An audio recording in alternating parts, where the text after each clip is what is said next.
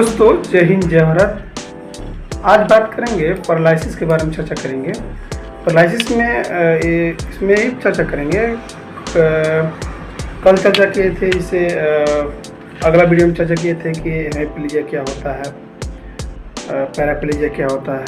आज बात करेंगे मुख्य रूप से कि एक्वाकार्डियाप्लीजिया क्या होता है या टेट्राप्लीजिया जिसको बोलते हैं वो क्या होता है, इसके बारे में चर्चा करेंगे। तो बताया था उसमें पिछला वीडियो में मैं भी बताया हूँ आपको कि पैरालिसिस होते हैं तो एक प्रकार के होते हैं, 5 प्रकार के होते हैं। ठीक है, फिर से मैं रिपीट कर देना कौन कौन होते हैं। पहला पैरालिसिस जिसको बोलते हैं हेमिप्लीजिया। हेमिप्लीजिया क्या होता है, शरीर की एक तरफ राइट साइड या लेफ्ट साइड पैरालिसिस होता है, शरीर काम करना बंद कर देते हैं। ठीक है, दूसरा जिसको बोलते हैं पैराप्लीजिया। पैराप्लीजिया में क्या होता है कि पैर के नीचे वाले भाग होते हैं उसमें क्या होता है कि काम करना बंद कर देते हैं, उसको बोलते हैं पैराप्लीजिया। तीसरा होता है एक्वाकार्डियाप्लीजिया या टेट्राप्लीजिया भी इसको कहा जाता है। ये क्या होता है मुख्य रूप से कि शरीर के दोनों हाथ और दोनों पैर अचानक से काम करना बंद कर देते हैं, उसको टेट्राप्लीजिया भी कहा जाता है या एक क्वाड्रिप्लीजिया कहा जाता है। चौथा जिसको बोलते हैं मोनोप्लीजिया। ये मोनोप्लीजिया में क्या होता है कि केवल एक तरफ पैर या हाथ, ठीक है, एक तरफ पैर या हाथ क्या होते हैं, काम नहीं करते हैं। ठीक है, उसी बोलते हैं मोनोप्लीजिया। एक लास्ट होता है फेशियल पैरालिसिस। फेशियल पैरालिसिस में क्या होता है कि आपका जो चेहरा का होता है, चेहरा का लकवा होता है वो मारता है। ठीक है, राइट साइड हो या लेफ्ट साइड हो, लकवा ग्रस्त होता है उसको बोलते हैं फेशियल पैरालिसिस। ठीक है, तो हो गया। तो आज बात करते हैं कि एक्वाड्रिप्लीजिया या टेट्राप्लीजिया में क्या होता है। टेट्राप्लीजिया मुख्य रूप से होता है कि देखा जाता है कि आपका दोनों पैर और दोनों हाथ काम करना बंद कर देता है, उसी को टेट्राप्लीजिया कहा जाता है या एक्वाड्रिप्लीजिया कहा जाता है।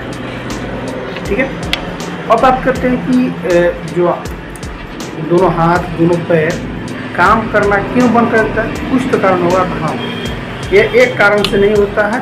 इसमें टेट्राप्लीजिया होने के बहुत सारे कारण हो सकते हैं, एक कारण से नहीं होता। पहला कारण हो सकता है जैसे कि आपको अचानक से चोट लगा हो, कहाँ पे, तो रीढ़ की हड्डी में। ठीक है, रीढ़ की हड्डी में अचानक से चोट लगा हो, खेलते समय अचानक से चोट लगा हो, या सड़क होता है सड़क दुर्घटना। ठीक है, सड़क दुर्घटना में आप बाइक चला रहे हो या कार चला रहे हो तो एक्सीडेंट हुआ है, चाहे बैठे हैं तो गाड़ी टकरा गई, उसकी वजह से भी स्पाइन में किसी प्रकार से चोट आ गया तो उसकी वजह से भी आपको टेट्राप्लीजिया हो सकता है। या दिमागी ट्यूमर की वजह से हो सकता है, या स्पाइनल कॉर्ड में स्ट्रोक हो गया हो, वहाँ पे नसें फट गए हो, उसकी वजह से हो सकता है। साथ में क्या होता है कि जन्मजात बीमारी हो तो भी समस्या उत्पन्न हो सकता है। इस प्रकार से आपकी नसों की बीमारी, गंभीर नसों की बीमारी हो, उसकी वजह से आपको हो सकता है। ये होने का कारण था।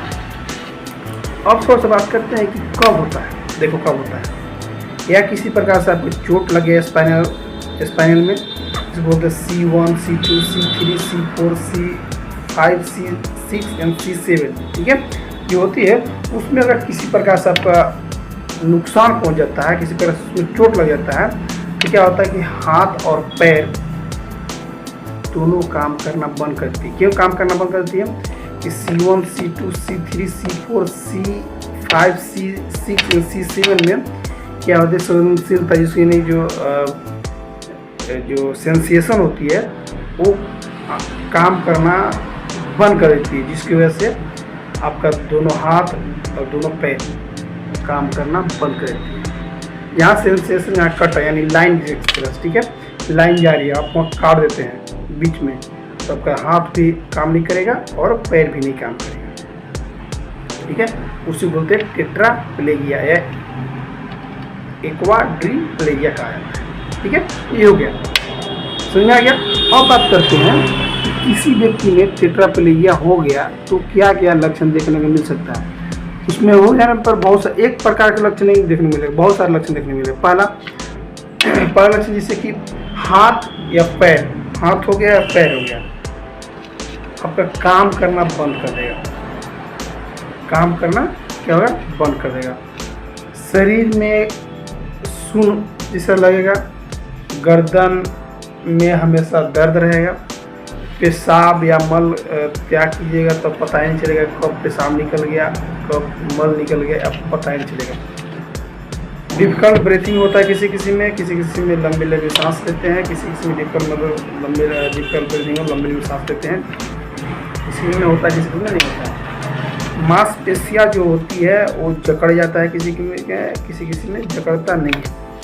चलने फिरने में असमर्थता होता है, ठीक है, उसका जवान भी लड़खड़ाने लगता है, ठीक है, ऐसा होता है।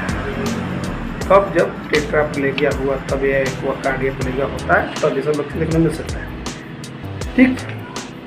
अगर जो मैं लक्षण बताया, कोई भी आपको लक्षण दिखे, जैसे बोलने में उसको दिक्कत हो रहा है पेशेंट को, ठीक है, चलने फिरने में असमर्थ हो रहा है, अचानक से गिर जा रहा हो, दोनों हाथ दोनों पैर काम नहीं कर रहा हो, पेशाब बाथरूम पेशाब कर रहा हो या टॉयलेट कर रहा हो, जो भी उस पर नियंत्रित उसका नहीं हो तो समझ जाइए कि उसका स्पाइन में किस प्रकार से प्रॉब्लम हो, उसकी वजह से सेंसेशन काम नहीं कर रही है। इसका मतलब क्या होता है कि काम जो सेंसेशन होती है उसकी सप्लाई कट जाती है, जिसकी वजह से ये सब सेंसेशन नहीं करने पाता है, जिसकी वजह से पेशाब भी होगा तो पता नहीं चलेगा, इशू भी पास होगा तब वो पता नहीं चलेगा, ये सब होता है। तो मैं जो भी लक्षण बताया, जैसे कि हाथ पैर में हिलाने में कठिनाई, शरीर में सुन होना, दर्द करना, पेशाब और मल पर कंट्रोल न होना, नियंत्रित न होना, करने मतलब सांस लेने में दिक्कत हो रहा हो, मांसपेशी जकड़ जाना हो, ठीक है, चलने फिरने में आपको कठिनाई हो रहा हो, तो ये सब आपको लक्षण दिखे तो अपने नज़दीकी डॉक्टर जो होते हैं उनसे ज़रूर संपर्क करें, ठीक है। जितना जल्दी हो सके उतना जल्दी संपर्क करें, क्योंकि जितने जल्दी आप हॉस्पिटल ले जाते हैं बहुत जल्दी ठीक होने के चांस हो सकते हैं, ठीक है। आप लेट ले जाए। हाँ, एक व्यक्ति ने कहा था कि क्या जैसे पैरालिसिस हो गया तो क्या तुरंत ले जाते तो तुरंत ठीक हो जाता है? ठीक हो जाएगा 1 महीना 15 दिन में, तो नहीं। मान लीजिए सपोज है कि उसको ब्रेन स्ट्रोक हो गया है, नस की जो ब्रेन की नस होती है वो कितना डैमेज हुआ उस पर डिपेंड करता है कि कितने जल्दी रिकवरी होता है, ठीक है। किसी में 3 महीना में ठीक होता है, किसी के 6 महीना, किसी के साल भर, किसी के 15, किसी के 18 महीना, 2 साल 3 साल होता है, ठीक होने में लगता है समय, ठीक हो भी जाता है, किसी में दोबारा भी पैरालिसिस हो जाते हैं, ठीक है। तो ठीक है दोस्तों, अगर किसी प्रकार से डाउट होगा तो एक बार कमेंट कर जरूर देगा, लेकिन मुझे था जानकारी देना कि चलो मुझे जितनी जानकारी उतना मैं आपको दे सकूँ, ठीक है। ठीक है दोस्तों, थैंक यू। कमेंट जरूर कीजिएगा, कमेंट कीजिएगा तो आपको मैं डाउट जो भी हो वो क्लियर कर सकता हूँ, ठीक। Thank you.